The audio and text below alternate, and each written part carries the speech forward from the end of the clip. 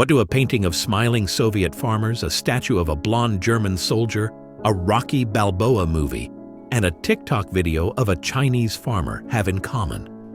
They're all pieces of propaganda, tools that shape how we see the world. In this video, we're not here to tell you that propaganda is good or bad. That's not the point. Propaganda is a reality, a force that has existed in every major society, from empires to democracies. It doesn't just sell products, it sells ideas, identities, and ideologies. We'll explore how art has been used to inspire, unify, divide, and persuade. From Soviet realism to Nazi aesthetics, from Cold War cinema to modern memes, this is the story of how culture becomes power. After the 1917 revolution, the Bolsheviks recognized art as a powerful tool in shaping a new socialist society. The Soviet Union, founded on Lenin's interpretation of Marxism, inherited Marx and Engels' view of art as a product of class relations. Under capitalism, art served the bourgeoisie. Under socialism, it was to be reclaimed for the working class, educating, inspiring, and fueling revolutionary consciousness. Lenin expanded this idea, declaring that literature must become a cog and a screw in the party machine, binding art to political utility. Initially, the revolutionary state tolerated avant-garde experimentation. Movements like suprematism and constructivism flourished, rejecting bourgeois aesthetics in favor of radical abstraction and industrial dynamism. Kazimir Malevich's Black Square, 1915, became an icon of this rupture, an erasure of the old world's artistic norms, and a declaration that socialism demanded a new visual language. Yet this pluralism was short-lived. As Stalin consolidated power, artistic freedom was violently curtailed. The 1934 Congress of Soviet Writers enshrined socialist realism as the sole permitted style, demanding art be national in form, socialist in content. Paintings, posters, and sculptures now depicted mythic workers, heroic farmers, and steadfast soldiers, a utopian facade masking the brutal realities of forced collectivization, purges, and labor camps. Alexander Gerasimov's Stalin and Voroshilov in the Kremlin, 1938, epitomized this shift. An image of paternalistic leaders gazing toward a bright future, carefully omitting the terror beneath. Similarly, cinema, like Eisenstein's Battleship Potemkin, 1925, was celebrated for dramatizing revolutionary struggle. But by the 1930s, even Eisenstein faced censorship for deviating from state dogma. The Soviet avant-garde had promised an art of and for the masses. Yet under Stalin, it became an instrument of state control. Malevich, once revolutionary, died in obscurity. Constructivists like Rodchenko were forced into producing state propaganda. Socialist realism, rather than reflecting proletarian life, served to mystify it, presenting an illusion of unity and progress while suppressing dissent. Marx believed culture should emerge organically from class struggle, but the USSR bureaucratized it, reducing art to a monolithic propaganda tool. This contradiction revealed a deeper failure.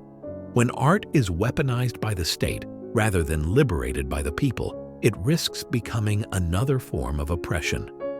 In the Soviet Union, art was never mere decoration. It was a battleground, where the revolution's emancipatory promises clashed with the authoritarian machinery that ultimately crushed them.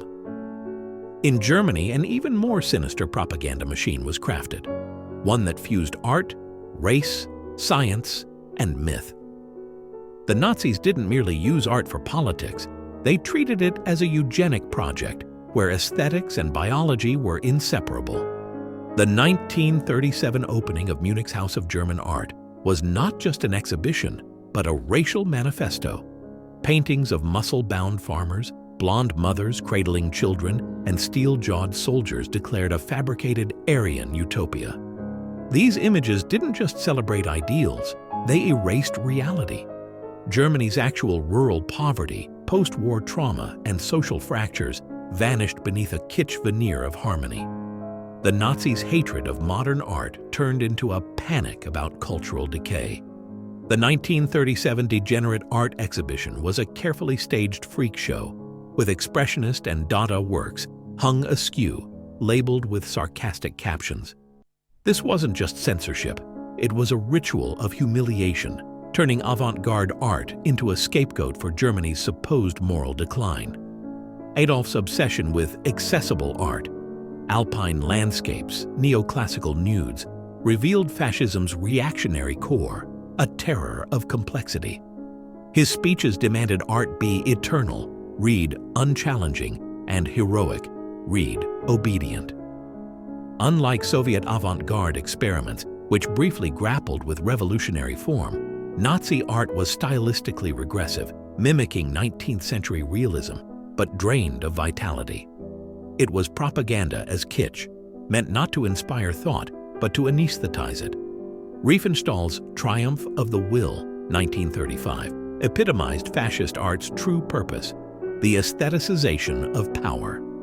Her film didn't document the Nuremberg rally, it transfigured it, using dizzying angles, Wagnerian scores, and serried ranks of bodies to turn politics into a sacred drama.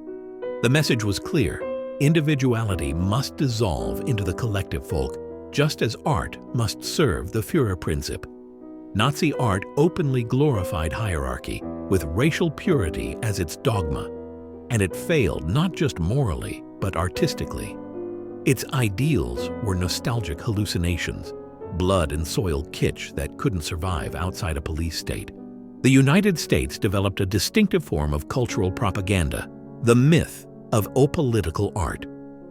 During the Cold War, American policymakers weaponized abstract expressionism, Hollywood, and populist realism not to dictate art, but to curate the illusion of freedom, proving capitalism's superiority in the battle for global hegemony. Abstract expressionism, led by artists like Jackson Pollock, became a symbol of American freedom and creativity.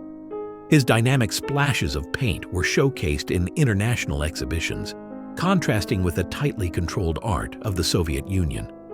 For many, Pollock's work represented individualism and democracy, key values the U.S. wanted to project. Hollywood's output during this period functioned as a powerful vehicle for American narratives on a mass scale. Films like the Rambo series, 1982 onward, and Rocky, 1976, distilled complex social and political realities into compelling stories of individual triumph. These narratives, while often oversimplifying reality, resonated because they tapped into enduring cultural archetypes. Films like Rambo and Rocky didn't just entertain. They codified a national religion of hypermasculine individualism, where systemic problems, war, poverty, racism, could be solved by a lone hero's fists, grit, or moral purity. Rambo's revenge fantasies rewrote the humiliation of Vietnam into a tale of righteous American violence, erasing the war's reality. Rocky's underdog story turned struggle into a personal triumph, masking the economic brutality of economy. War films like Top Gun, 1986, aestheticized military might, turning fighter jets and soldiers into eroticized symbols of national virtue. These films gained cultural traction not because they were imposed by authorities, but because they reflected aspects of the American experience that audiences recognized, even in exaggerated form. In the 21st century, propaganda isn't limited to posters or paintings, it's gone digital. Today, memes, videos, and social media posts reach billions, shaping perceptions in ways that often blur the line between persuasion and manipulation. In China, short videos showcase a harmonious, prosperous society. Carefully curated content highlights technological achievements, happy families, and national pride.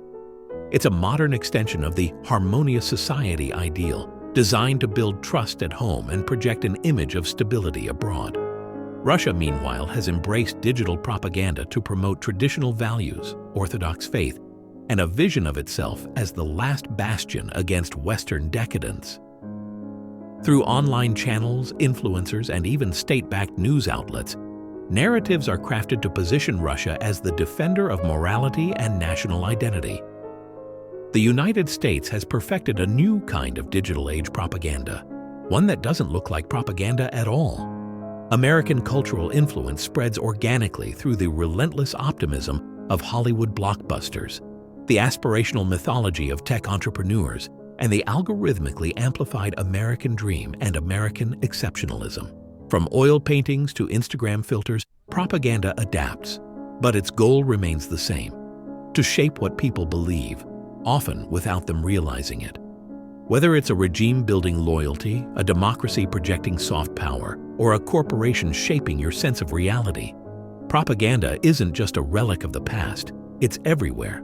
To spot propaganda in the wild, start by examining your own mind. What narratives do you instinctively embrace? Which ideologies feel like common sense to you? Self-awareness is the first vaccine against manipulation. If you found this video thought-provoking, leave a comment below.